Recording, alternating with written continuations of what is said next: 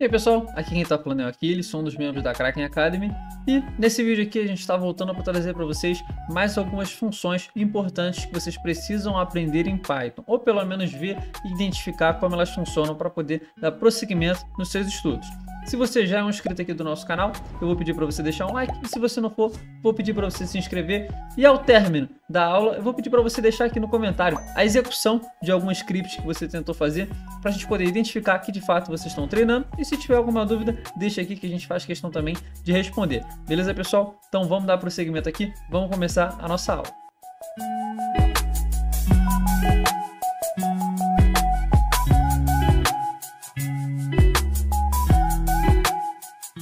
Então, pessoal, já aqui no nosso PyCharm, o que a gente precisa entender? Eu vou escrever aqui um comando bem simples. A gente vai utilizar o for da seguinte forma. Eu vou fazer uma contagem aqui, por exemplo. Eu vou fazer for número em... Aqui eu vou fazer um range, por exemplo, de 0 até 10. Beleza. Aqui embaixo eu vou colocar um print. E vou botar aqui dentro do print a variável aqui, número, que está dentro do nosso for. Se eu der... Calma aí. Faltam 2 pontos aqui pela sintaxe. Se eu der aqui ó, um play no current file, vocês podem ver que ele colocou para a gente aqui o número do 0 até o 9. O que eu posso fazer aqui? Se eu quiser ver o número 10, por exemplo, eu posso colocar aqui 11 e dar um play de novo. Ele vai até o 10 da seguinte forma. Agora, o que eu acho interessante também? Vou tirar o 0 e vou colocar o 1 aqui.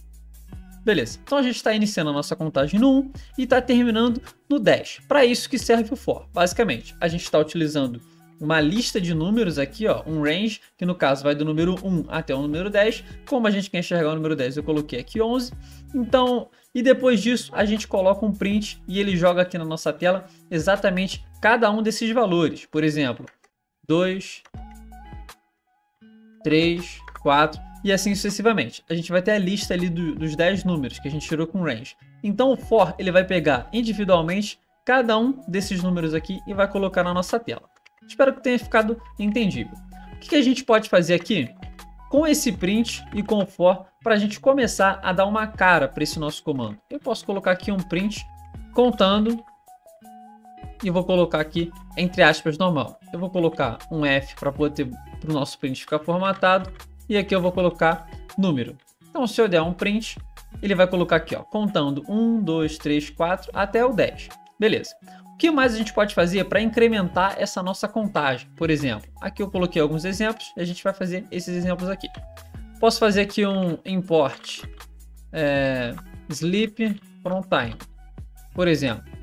Aí aqui embaixo eu vou colocar dentro do nosso for a função sleep. E vou botar um segundo para a função sleep. Na verdade aqui é from time import sleep.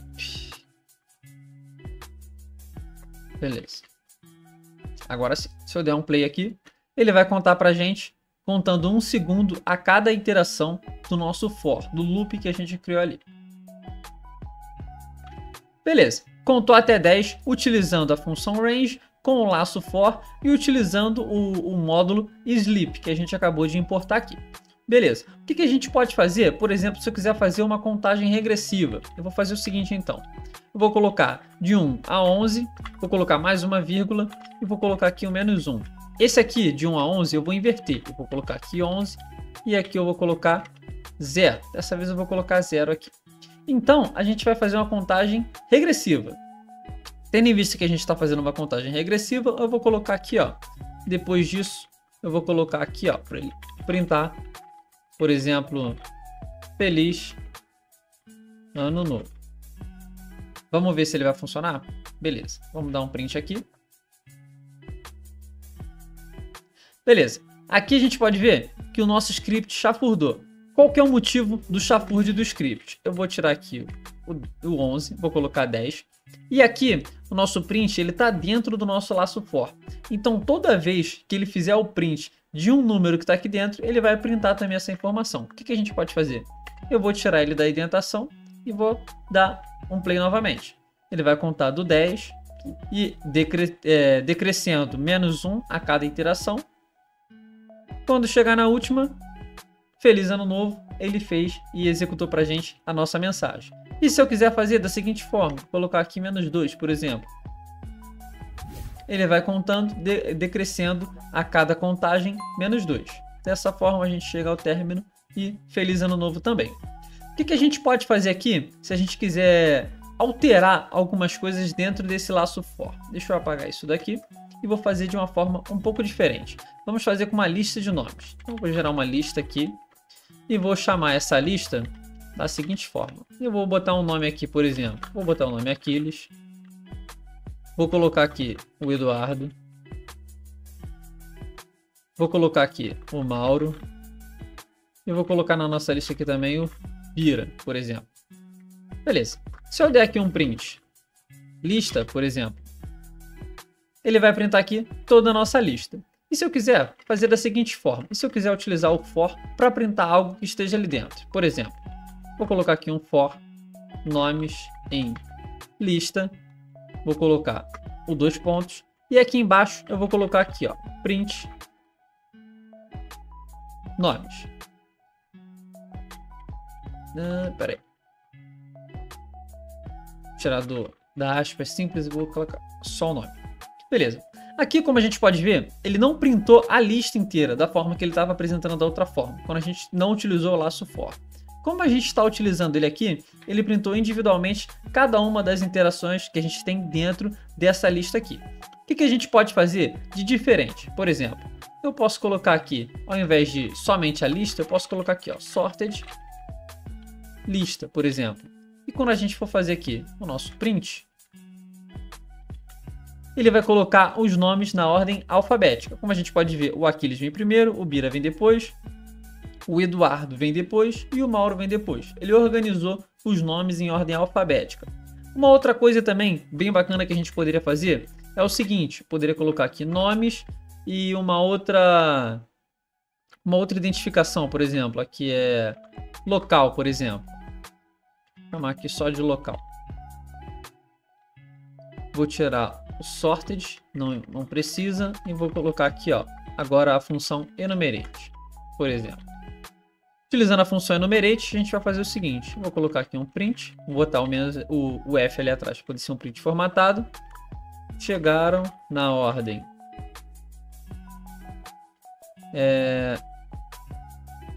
os seguintes nomes.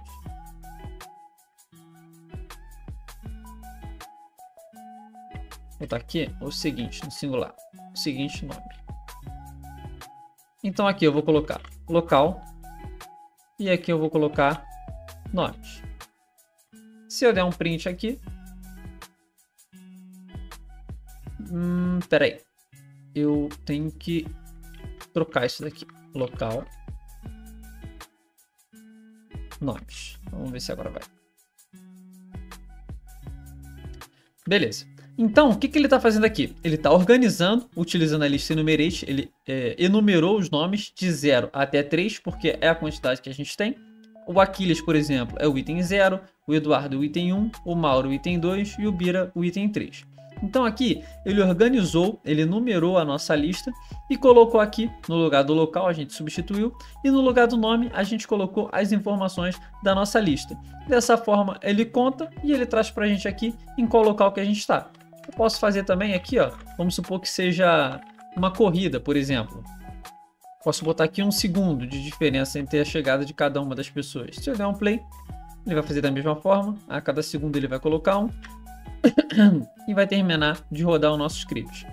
Então, pessoal, dessa forma eu trouxe aqui para vocês algumas formas bem simples, utilizando o comando sorted, utilizando o comando enumerate, fazendo uma contagem intervalando com segundos e também fazendo uma contagem regressiva. Obviamente existem várias outras coisas que a gente consegue fazer com for, porém nós já aprendemos a utilizar o while, já aprendemos a utilizar o if e o else e dessa vez aqui a gente aprendeu a utilizar o for.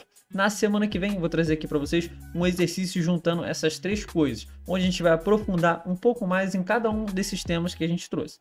Então não se preocupem que está bem simples agora, porque daqui para frente a tendência é a gente começar a aprofundar um pouco mais na programação. Beleza? Vou pedir novamente para vocês se inscreverem aqui no nosso canal, deixar um like e coloque aqui para a gente nos comentários algum script que você montou aí na sua máquina utilizando os laços de repetição com o for. Beleza, pessoal? Um abraço e até a semana que vem.